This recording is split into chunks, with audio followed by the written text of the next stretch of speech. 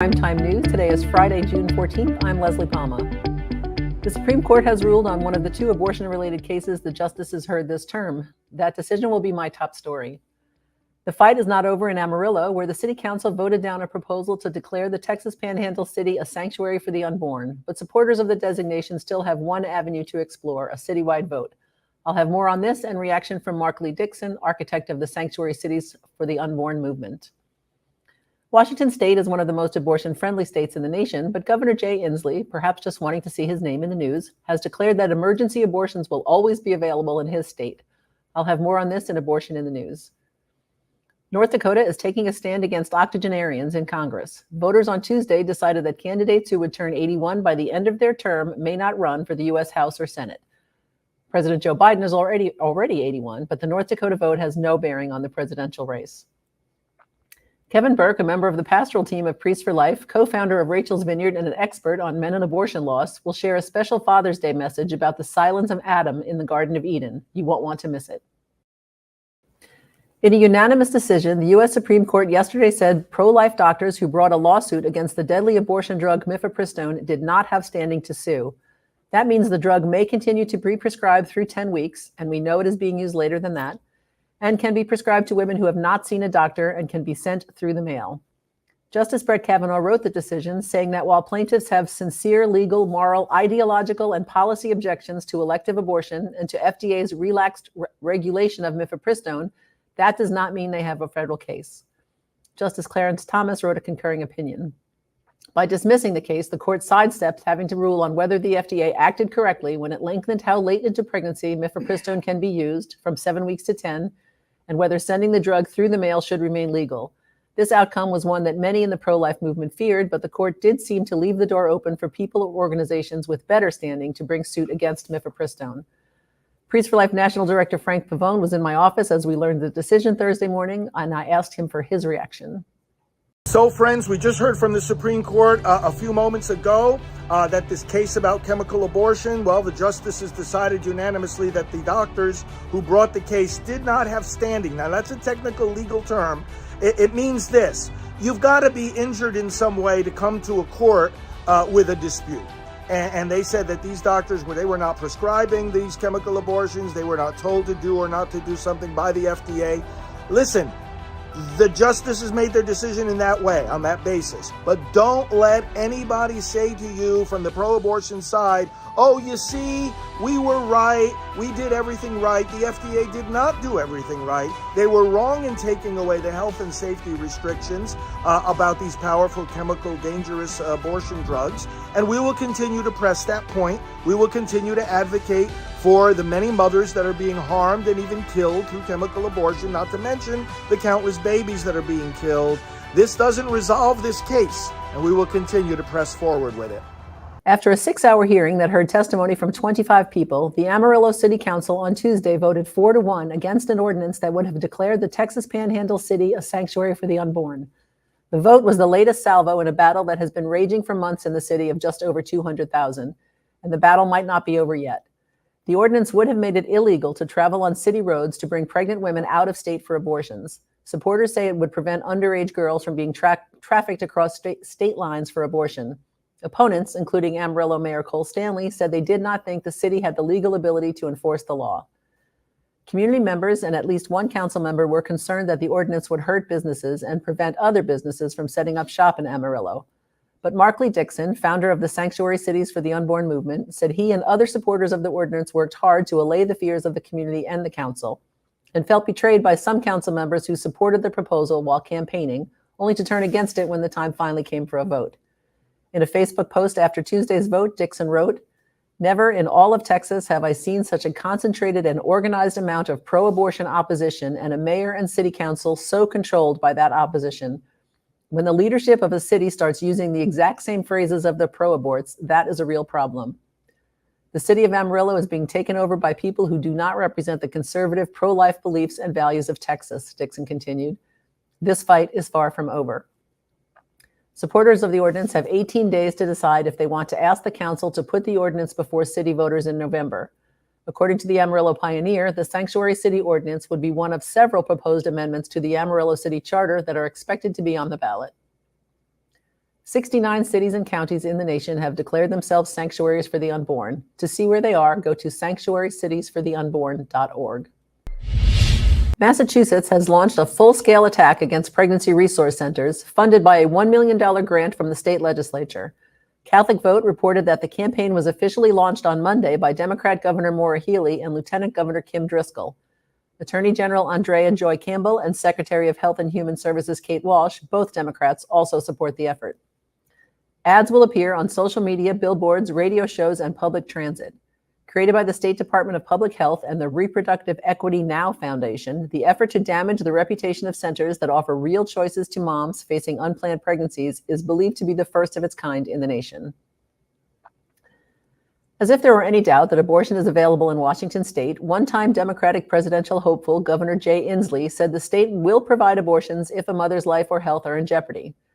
Inslee said he wanted to get out ahead of a U.S. Supreme Court ruling on whether federal law supersedes state law in Idaho and would allow for emergency abortions. But you don't need to be having any kind of emergency to have an abortion in Washington, where abortion is legal until viability and no parental consent or even notification is necessary for minors. In preparation for another Supreme Court ruling, this one on the abortion drug mifepristone, Washington stockpiled a 3-year supply of the deadly drug and increased funding for abortion businesses. Turns out they should have saved the state taxpayers money, as the court cleared the way for mifepristone to remain on the market.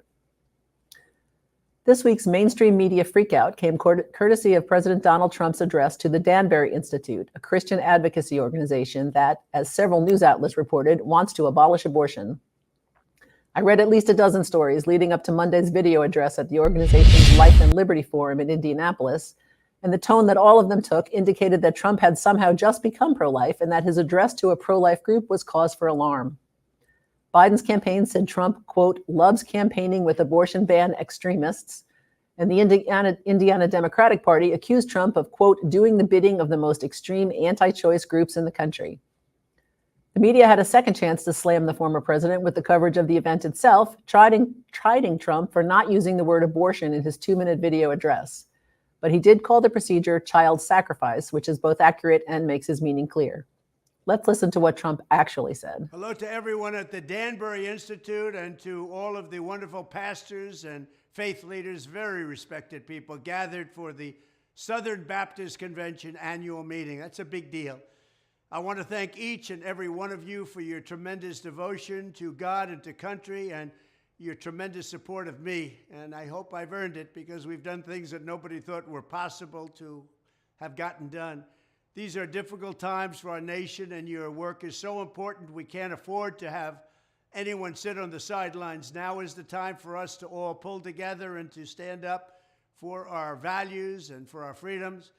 And you just can't vote Democrat. They're against religion. They're against your religion in particular. You cannot vote for Democrats, and you have to get out and vote. We have to defend religious liberty, free speech, innocent life, and the heritage and tradition that built America into the greatest nation in the history of the world. But now we are, as you know, a declining nation. And I might add, we are a seriously declining nation. Seriously, and so sad. I know that each of you is protecting those values every day, and I hope we'll be defending them side by side for your next 4 years. These are going to be your years, because you're going to make a comeback like just about no other group. I know what's happening. I know where you're coming from and where you're going, and I'll be with you side by side. So again, thank you once again for everything you do, and you have to get out and vote. Our religious leaders have to get their incredible people that love them so much and respect them so much, have to get them out to vote. God bless you, and God bless America.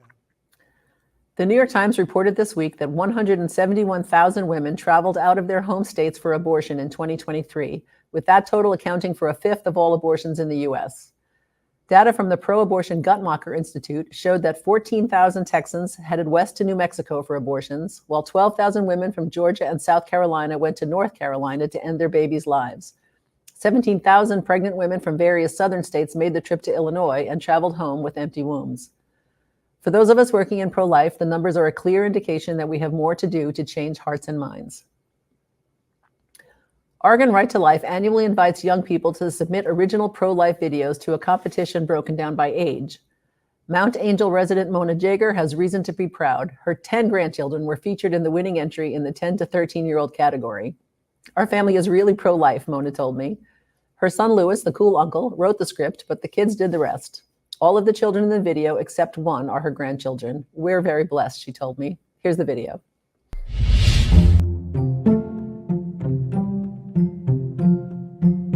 Congratulations to you all for being selected as finalists in our 4th annual school drawing competition. Each of you sitting in this classroom today was nominated by your teacher to represent your grade level. Your drawings will be displayed in the school hall for the remainder of the year. As school principal, I have the honor of judging your excellent creations and choosing a winner. But before I make my final decision,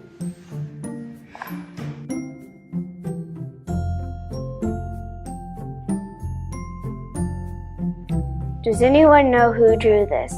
It has no name or grade on it.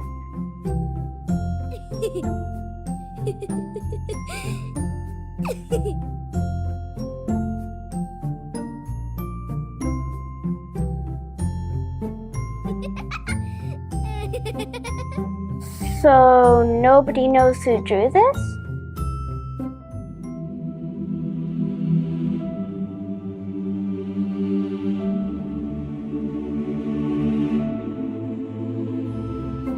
In that case, the winner of this year's competition will be from our 6th grade class. Congratulations, Vivian!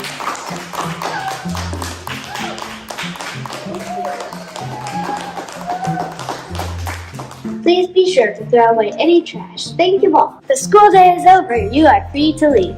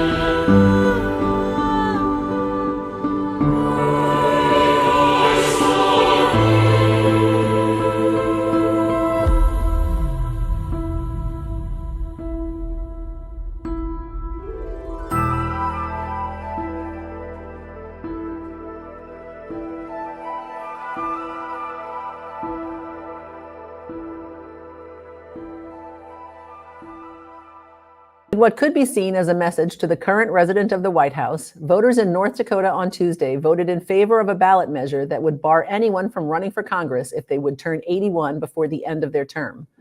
Although he would not be impacted by the measure, Biden is 81. The measure passed with 61% of the vote, well beyond the 50% threshold needed, but it will not immediately apply to current office holders. All 3 members of Congress from North Dakota are in their 70s. Retire Congress North Dakota was led by the same political activist, Jared Hendricks, who led successful fights in 2022 to impose term limits on state lawmakers, including the governor. Speaking to PBS NewsHour, Hendricks said, "We do think that there's a lot of wisdom that comes with age, but of course there's a limit to where we all face a decline of some kind at some point. And so we wanted to try to find the right balance. We thought 80 was the balance." In a 1995 ruling, the U.S. Supreme Court said states cannot pass restrictions on representatives in the federal government beyond the limits set in the Constitution, so the North Dakota measure is likely to be challenged in court. Florida Governor Ron DeSantis has launched a new political action committee to fight statewide ballot proposals on abortion and marijuana. The Florida Freedom Fund, chaired by DeSantis Chief of Staff James Uthmire, also will get involved in school board races. A spokeswoman for DeSantis said Florida Freedom Fund will champion candidates and issues that are central to preserving Floridians' freedom. 4 Republicans hoping to succeed Utah's Mitt Romney in the U.S. Senate had a chance to proclaim their pro-life bona fides in interviews with the Salt Lake Tribune. Representative John Curtis touted his 100% rating with Susan B. Anthony Pro-Life America and his votes in the House in favor of bills to protect pain-capable babies, to mandate emergency life-saving measures for babies who survive abortion, and to prohibit taxpayer funding for abortion. Trent Staggs, the Utah GOP's candidate, said, "I believe abortion is murder in the overwhelming majority of cases, and murder should be illegal federally." Entrepreneur Jason Walton said he would support a properly worded national constitutional amendment protecting the sanctity of life. And former Utah House Speaker Brad Wilson said he fought to pass the, quote, strongest pro-life protections anywhere in the country and would fight at the federal level to protect the unborn. The four will face off in a Senate primary on June 25th. The winner will challenge Democrat Caroline Gleich, an environmental activist, in November. Utah has not elected a Democrat to the U.S. Senate since 1970. After clinching the nomination to challenge Nevada Democrat Senator Jackie Rosen for her seat in the U.S. Senate, Republican Sam Brown is bending over backwards to prove he is not too pro-life for the state. He has vowed not to interfere with state law that allows abortion until 24 weeks and would not support a national abortion ban if one came up for a vote in the Senate.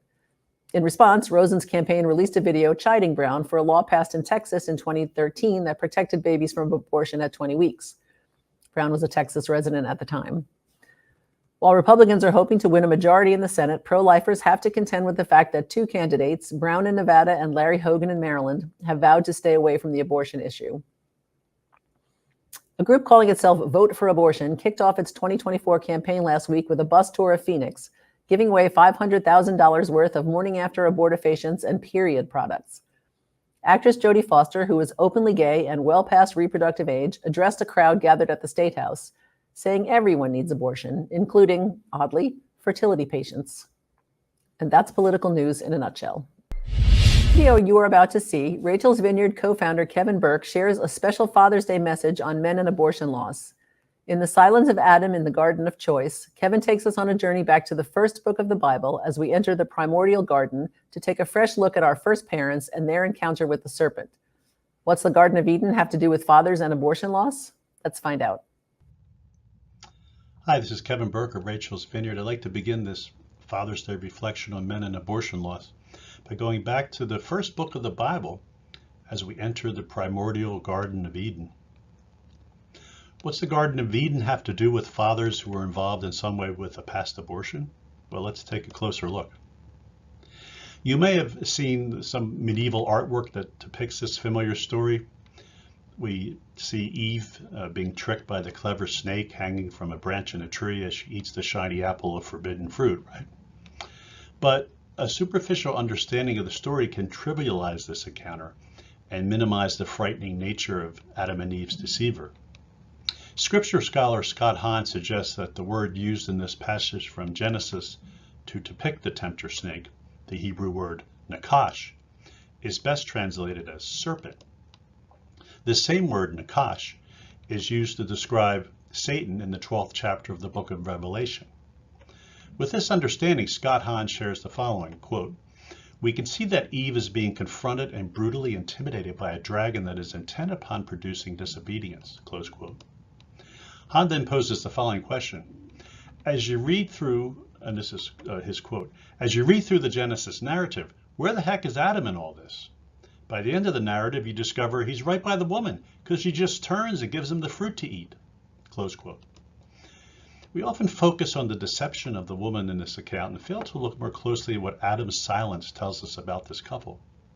Eve was confronted with a cunning and diabolical force that was taking advantage of her vulnerability without the support and protection of her partner, who was passive and silent in the face of the serpent's attack. I want to introduce you to a modern-day Eve and Adam, Sarah London and her partner Mark. In this story, which was published in Elite Daily, October 12, 2015, Sarah shares about the appointment to schedule her abortion. Quote, "I remember calling Mark after the appointment and telling him I was going through with the procedure. His sigh of relief broke my heart. I desperately wanted him to tell me not to do it, but that never came. I spoke with Mark the night before the appointment, and he told me he was leaving town. Already feeling agony and defeat, his words killed any spirit left telling me to be strong. That was it. I got out of bed, sat on the bathroom floor, and wept. I wept for this baby. I wept for what I was about to do, and I wept because my world was crashing. I knew that after that day, my life would never be the same. As we celebrate another Father's Day, I want to share a message of hope and healing to men who were involved in a past abortion or who were unable to prevent an abortion they did not want. The truth is, abortion has intimately touched your life as men, as fathers, and impacted your relationship with God. Listen to the voice of these fathers. They are members of the Silent No More Awareness campaign, and they felt called to publicly share their abortion testimony after going through a healing program. Steve shares, I realized how small a man I was because if I had gone with her that day, I probably would have realized what had happened. I would have seen how upset and how broken she was, taken her by the hand and said, let's get out of this place. Scott shares, I didn't defend the life of my own daughter based on misinformation, selfishness, fear, and shame. I let her die to an abortionist knife, and I died the same day. Miguel, I wonder what my son or daughter would have looked like today if I had stood up and been a man and fought for the life of my child. The voices of these men echo the suffering of Adam. Imagine Adam's anguish when he came to see the extent of the damage unleashed by his passivity in the garden, as Eve faced the serpent's temptation. Men who come to honestly assess their role in an abortion decision understand Adam's pain. A father's past abortion may be contributing to his struggles with drugs and alcohol, pornography, other kinds of sexual sin, anxiety, depression, anger management, issues at home and the workplace, and challenges in marriage and family relationships. Perhaps you're a man with abortion in your past and you experience none of these symptoms. But now and then around Father's Day, perhaps another holiday, there's a nagging sense of shame, guilt surfaces, perhaps a struggle to trust that God has forgiven you. Keep in mind, you may be a father who understood from the moment you learned of the conception of your child that your vocation was to protect and provide for your son or daughter, no matter the circumstances of the conception. You tried to encourage your girlfriend, your partner, or spouse to accept the pregnancy and give life to your child. You offered ongoing emotional and financial support, yet for a variety of reasons, the mother decided to abort. This is devastating, a very serious emotional trauma. In my book on men and abortion, entitled Tears of the Fisherman, you can read about Jason, who shares his powerful story, the nightmare of being powerless to stop his partner's abortion, and his road to recovery and healing in Rachel's Vineyard. You can learn more about Tears of the Fisherman and get a copy of the book at tearsofthefisherman.com. Thankfully, friends, the Lord did not abandon the human family to the deception and lies of the devil. In Christ Jesus, we find the new Adam, who offered the ultimate act of sacrificial love. In abortion healing programs across the U.S. and around the world, fathers and mothers of aborted children discover not all is lost.